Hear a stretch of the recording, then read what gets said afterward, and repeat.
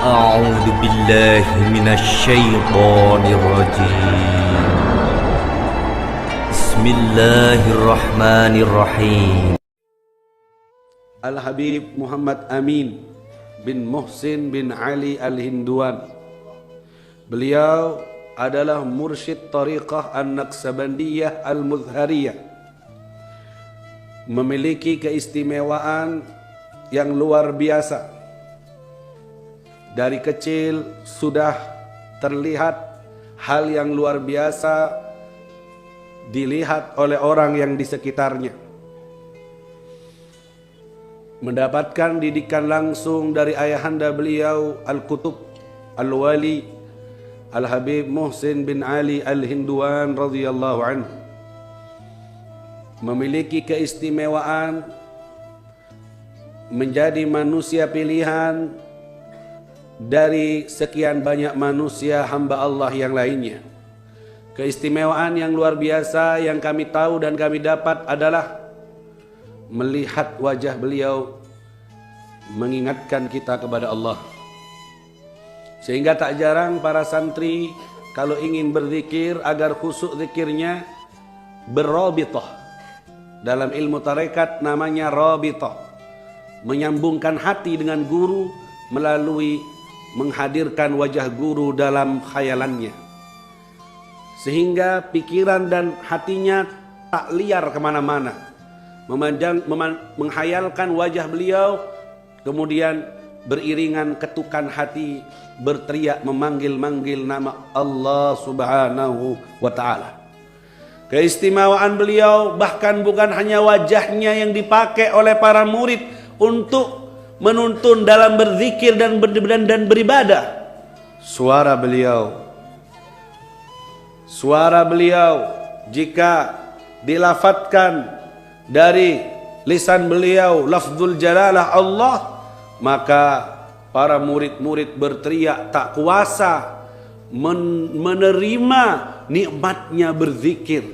Seperti air yang ada di gelas penuh dengan air, dituangin lagi dengan air, tumpah itu air.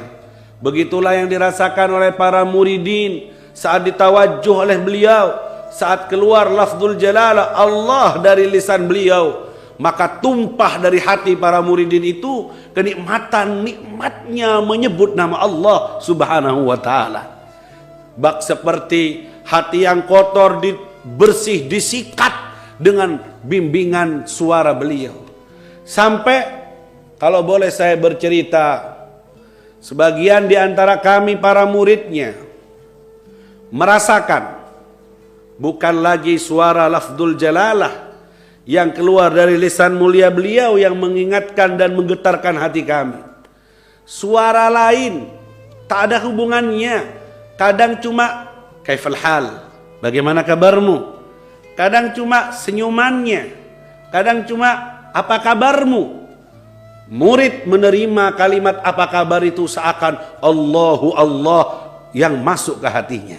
Sehingga tak jarang kami melihat para santri ketika ditanya apa kabarmu langsung menangis. Tidak ada apa, tidak ada itu, tidak ada zikir, tidak ada apa, cuma ditanya apa kabar langsung menangis. Karena terbiasa terlatih dengar suara dari sang guru seperti itu mengingatkan kepada Allah subhanahu wa ta'ala. Ala unabbiukum bikhiyarikum, mau kalian aku tunjukkan siapa manusia pilihan di antara kalian? Qalu bala ya Rasulullah. Iya ya Rasulullah. Siapa mereka? Hum idza ru'u dzukirallah.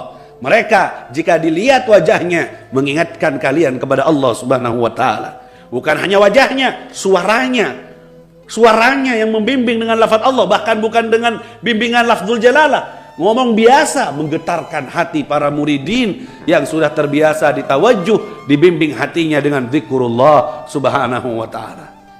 Faqidu syai' la yu'ti. Orang kalau kehilangan sesuatu tidak bisa memberi. Tapi kalau orang punya sesuatu dia bisa memberi. Dia punya banyak. Hatinya penuh dengan zikrullah sehingga kemudian dituangkan ke hati muridnya lewat tawajjuh. Muridnya pun kesetrum dan seakan air gelas kosong itu diisi dengan lafzul jalalah, membersihkan hati muridnya dengan zikir.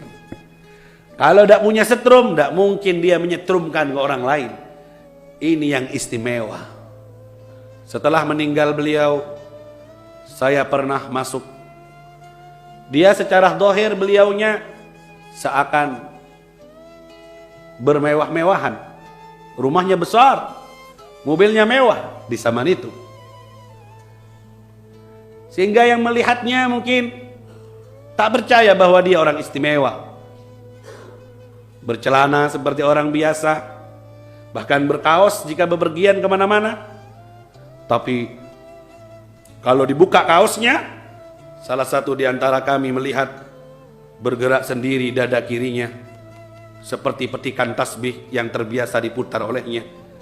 Otomatis punya hatinya bergetar sendiri, Allah, Allah, Allah, Allah, dari banyaknya menyebut nama Allah. Kalau kita kan tidak megang tasbih, tidak bisa Allah, Allah, Allah. Kadang megang tasbih pun tidak bisa yang mau gerakkan. Dari saking banyak zikrullah, bergerak sendiri. Dek, dek, dek, dek, dek, dek, begitu Allah, Allah, Allah. Saking banyaknya berzikir. Saya melihat, masuk saya ke rumahnya yang besar. Saya kira, ini Habib mewah, tapi punya setrum. Saya sempat bertanya, karena saya turun dakwah di Jember ini, untuk punya setrum seperti antum bagaimana Ustadz? Saya manggil Ustadz. Senyum aja beliau. Dan itu dibuka setelah beliau meninggal dunia dan saya masuki rumahnya. Megah, besar. Ditemani putranya, saya diajak naik ke atas kamarnya. Saya lihat kamarnya megah luar biasa. Tanda tanya saya masih belum terjawab. Kok mewah sih? Saya sudah belajar ilmu tasawuf. Di Hadramut saya banyak mengaji ilmu tasawuf. Kok mewah sih? Kok kayak gini sih? Hidupnya kok wah sih?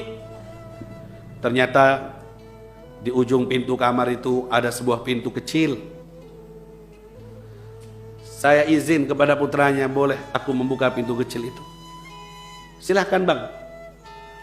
Saya buka, ternyata ada ruang kecil tempat khalwat beliau berduaan dengan Allah Subhanahu wa taala.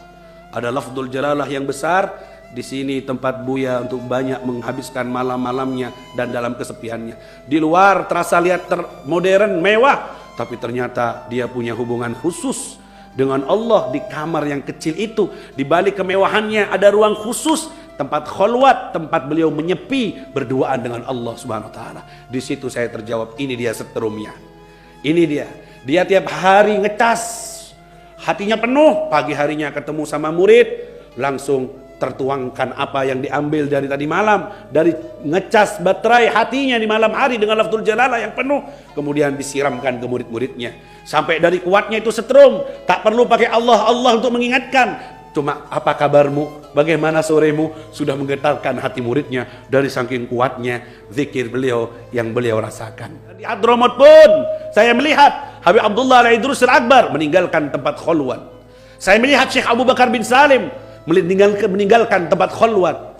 Saya melihat ulama-ulama lainnya, Imam Segaf meninggalkan tempat ibadah, meninggalkan masjid, meninggalkan zikrayat, kenangan indah saat mereka bersepi-sepi dengan Allah Subhanahu wa taala. La wilayata illa biwasitatil mihrab. Tak mungkin jadi wali kalau tak punya mihrab, tak punya tempat berduaan, tak punya hubungan khusus dengan Allah Subhanahu wa taala. Coba lihat rumah kita. Apa kabarnya? Saya tidak mau bertanya ke rumah yang mewah, yang bermadhar zuhud, yang berkesing zuhud. Saya beli rumah kecil karena memang tidak punya mungkin. Mungkin di balik pintu kamarnya ada kamar khalwat. Sudahlah miskin, sudahlah rumah apa adanya, tak punya dia tempat sujud di situ. Isinya tiap hari hanya televisi, isinya hanya tiap hari hura-hura, tidak ada duha, tidak ada witir, tidak ada Quran dibaca, tidak ada tempat khusus berdoa dengan Allah di rumahmu, bak seperti kuburan rumahmu. Tidak ada tempat persaksian untukmu nanti. Saat kau pulang menghadap Allah, rumahmu tak bersaksi baik untukmu dan tak menangisimu saat kau pulang menghadap Allah. As-salihun ketika meninggal dunia, dinding rumahnya menangis, lantai rumahnya menangis, atap rumahnya menangis, baju yang dipakainya menangis, menangis karena tak lagi dipakai untuk berzikir mengingat Allah dan orangnya sudah menghadap Allah Subhanahu wa taala. Semoga kita dapat kebarokahan dari beliau.